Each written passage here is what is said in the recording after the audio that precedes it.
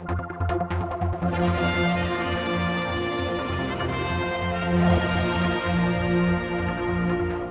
as the countdown to Strictly Manx continues, we're all very excited to bring on our guests here joining us today, who are really they're the supremos to me in the world champions at the minute. I mean, you're getting there, guys. I know you've only been together, what, 2 times so far together dancing, is that right, in competition? That is correct, yes. We did a warm-up competition around Easter time in Blackpool, and then we have just completed at the end of last month our British Open Championships in the same ballroom in Blackpool. What a place to do it, of course. Blackpool, fantastic. Yeah, Blackpool Winter Gardens. Yeah, it was fantastic. Now, you're coming to the Isle of Man. Have you been here before? No. Oh. First time for Julia, but yeah, I have been a few times, and I am expecting the same reception like always, a very noisy crowd. It is a great night, I promise you. And for people who are going along to Strictly Manx at the Villa Marina on the 9th of July, you are the guests. You're not only judging, but you actually will be doing a demonstration. And that's, I think, the most exciting part when people see you on the dance floor. Definitely, yeah, that is correct. I'm looking forward to it a lot. First time, and Carl told me only good things about it. Give us an idea of what you'll be doing, and it's quite a few dances I'm gathering you'll be doing, and different styles, is it, and that sort of thing? Yes. Yeah, we are doing all 5 of our ballroom dances, which all have their own individual flavour. We are still in the process as we speak of creating the shows. Because it's been a busy time with competitions, as it's been our first, so we are creating it, and it's starting to look like something. Yeah, definitely, and yeah, we're hoping to bring some different ideas, different emotions with the show. So hopefully, overall, everyone will enjoy it very, very much. It's a colourful performance, I would say. I love that. And you two being in the same country has been quite an issue, isn't it? Because we've been waiting for this recording because you've been in different places. I mean, how does that work for getting your practices and routines sorted out? I'll let Kyle do that one. Well, yeah, I mean, when we first teamed up, we were very sort of adamant that, you know, we have certain lives, individual lives, and we want to keep them as much as possible while still obviously balancing out the dancing. So, yeah, Julia lives in Rome and I'm in Liverpool. So we try to spread the time between the two as much as we can. Obviously, with a lot of competitions being in England and the preparation, it tends to be more on this side. Yeah. But yeah, we just try our best to juggle, and it can be difficult. Yeah, but I think to plan everything is definitely, I mean, it's everything. If we don't, it would not be the partnership we have. So yeah, that's something that is the core to our partnership. Okay. Yeah. Pre-planning and.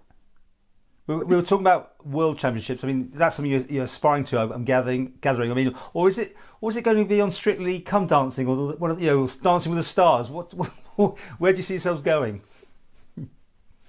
Well, I think, from my point of view, I think we are going for the World Championships, the European Championships, such as also Blackpool Open.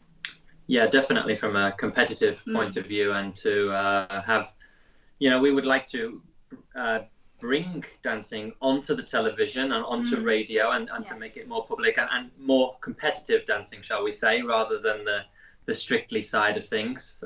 Whilst that's been obviously wonderful from a advertising point of view, you know, it's not something really that I would personally ever want to do. And certainly if you are very successful in the competitive side of things, then that tends to bring you far greater benefits than Strictly Come Dancing.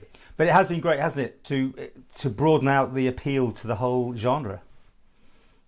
Definitely, and I think one of the key things was to show how difficult it actually is, especially you have, you know, these top athletes and rugby players especially who, you know, they're completely sweating buckets and pulling muscles. They have a hard time. It's very demanding. It is. It's very demanding, which is, yeah. And how old were you when you got into this whole thing? Because they normally grab you very young, don't they, to get you into dancing? Yeah, I mean, I would say a late one. I was 12 years old when I started to do ballroom and Latin dancing. But I also was 10 years gymnast before, so I had a good base. bodily wise.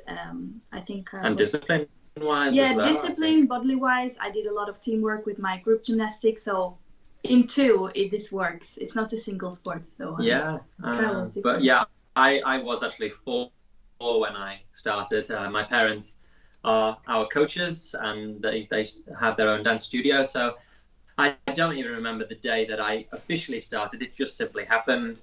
They didn't particularly want me to, but yeah, I think it was inevitable, and never stopped or never looked back since. And the thing has changed a lot. I mean, guys dancing was probably not the best thing maybe at school sometimes. Now that's completely changed, hasn't it? It has. I think, again, probably Strictly has helped that stigma. But I personally was very, very fortunate from that point of view growing up. I was very open about it. I never tried to hide the fact that I was a dancer. And actually all my friends, teachers, they were all very interested in how successful I'd been at the last particular competitions, and my school was very, very supportive. If I had won a competition or a trophy, they'd always ask me to bring it in, show it at the assembly and things like that. So I personally was very fortunate, and I think it is important to be open about it and say, no, this is what I'm doing, this is what I am, this is the future that it can possibly bring me. Rather than shy away from it sometimes. There's nothing to be shy over. Yeah. Dancing is as demanding as football. So yeah, it's interesting to say that, because we've got a footballer taking part in this. And when we did the last competition, we had a lot of, I call it, macho people who were almost dragged along to watch, supporting their friends, and they left absolutely loving the whole thing. So it's interesting how it can grab people.